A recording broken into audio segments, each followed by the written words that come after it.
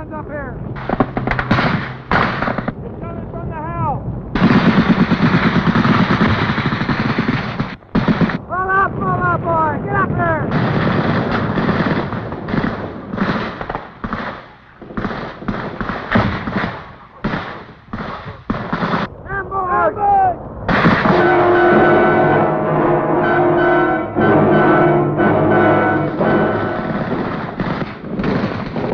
These Marines on patrol made contact with the elusive enemy when the Vietcong struck in a variation of his favorite tactic, a surprise attack from the shadows.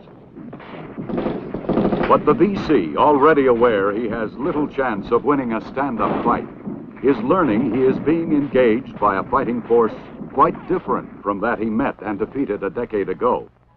His own guerrilla tactics are being turned against him, and he is frequently trapped in our ambushes, set up by the patrols that are moving constantly.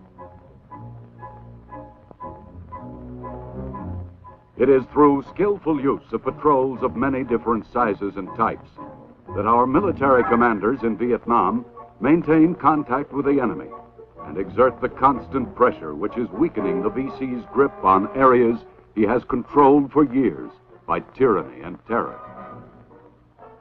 Our success with the military action of patrol and ambush, backed up by an expansive civic action program, continues to win the trust of the people in Vietnam.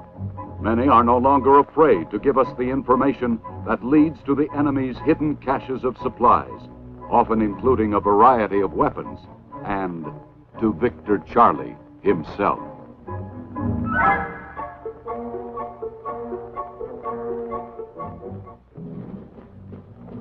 For every patrol, of course, the way is strung with danger.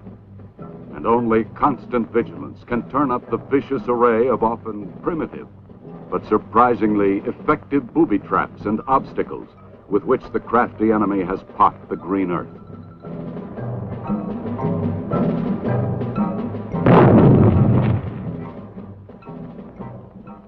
Every cave must be thoroughly and cautiously explored. Even a youngster plodding along the road could have a grenade concealed in the heavy burden. It has happened before.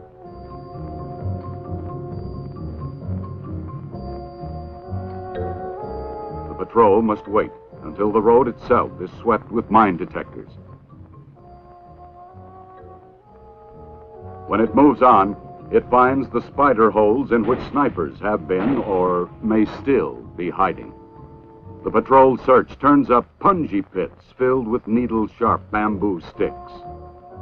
And sprouting everywhere are the bamboo spears the Marines call Victor Charlie toothpicks, sharp enough to pierce a boot, often smeared with crude poison. Handmade explosives are set to detonate at the slightest tug on a tripwire.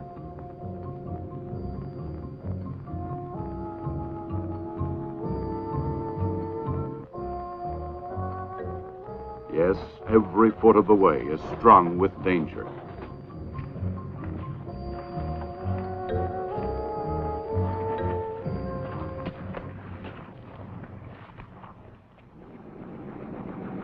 Careful planning goes into every patrol action. Lieutenant Colonel Robert R. Dickey briefs Marine and Army members of his staff on the location and possible strength of the enemy. Then, elements of the 3rd Marine Regiment are lifted by helicopter for a patrol in force along the Songuvia River 50 miles away. The swift air movement is expected to catch the guerrilla force in that area off guard and reduce the danger of running into enemy ambush.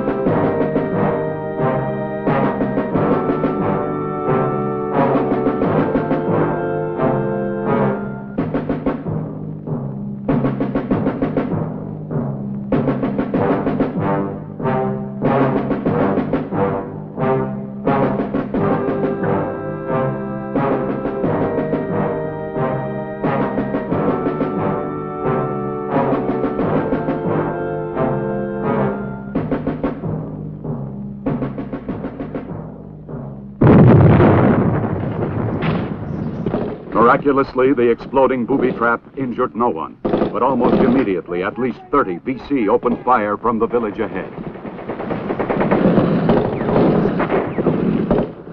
Bullets ripped through the leaves, and a Marine is hit. Then the Navy hospital corpsman, who crawled to help him, is also wounded.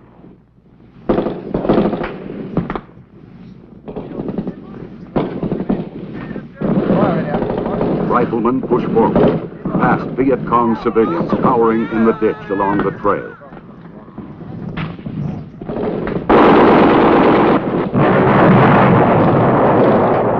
The action is heavy, but finally the firepower of Delta Company's 1st platoon begins to tell, and the enemy tries to disengage.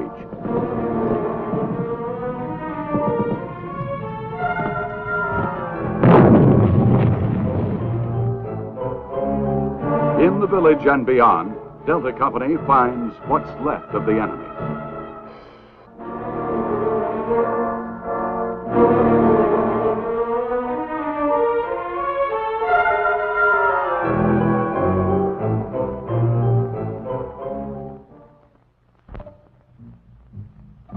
The search yields confirming evidence that the Vietcong has been there in strength.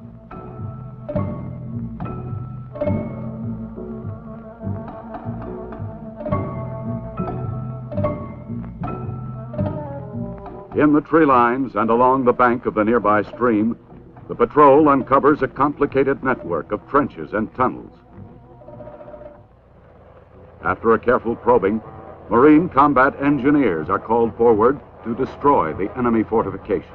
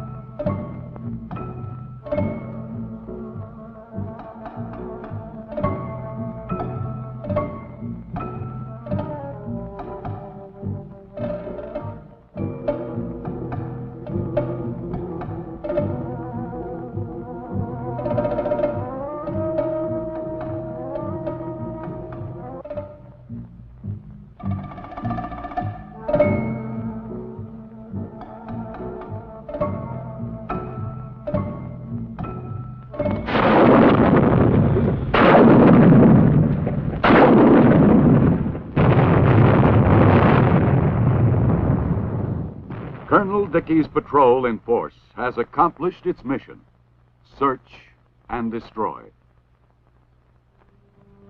The rivers and streams of South Vietnam are well-traveled highways, used for centuries in a country where good roads are few. Waterborne patrols of Marines and South Vietnamese troops deny these important arteries to the Vietcong and protect legitimate travelers from ambushes and unofficial tax collectors. Acting on information from the villagers, speedy assault patrols move in on a suspected streamside guerrilla base.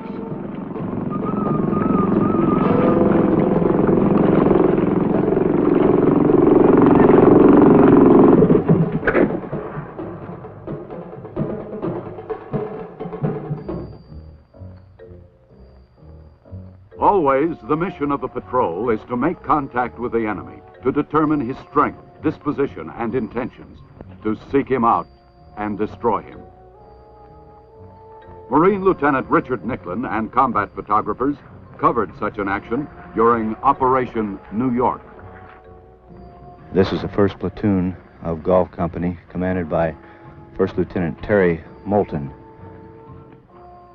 We're on a search and clear mission this morning. This is going to be a methodical search, house by house, village by village, as we move north.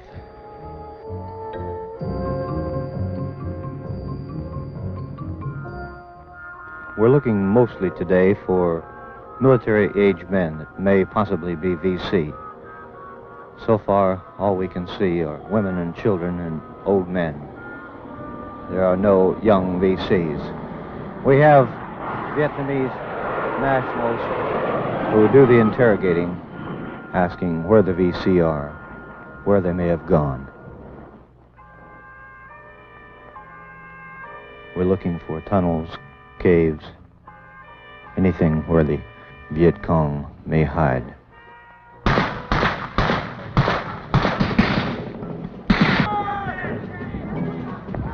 We've just run into some VC here in the area.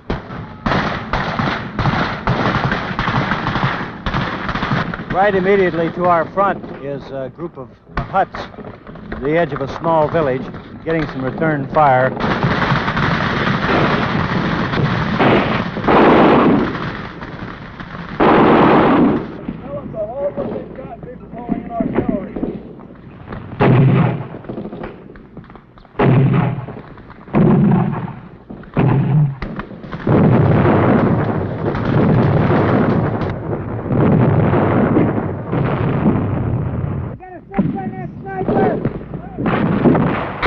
Chasing these VCs since 8 o'clock this morning, so it's been a long haul until we finally found them. Evidently, they decided to stand and fight. These Vietcong are elusive. You can't see them. All you can do is hear the bullets as they come at you. They just moved out on a line to assault this position, hitting it with everything they've got. And if there's any VC in there, that'll sure as hell clean them out. Those words speak of the courage and determination and high resolve of all the men and women, civilian and military, supporting the pledge of President Johnson that the threat of a communist takeover in South Vietnam will be eliminated, and peace with freedom and the right of self-determination will be won for its people.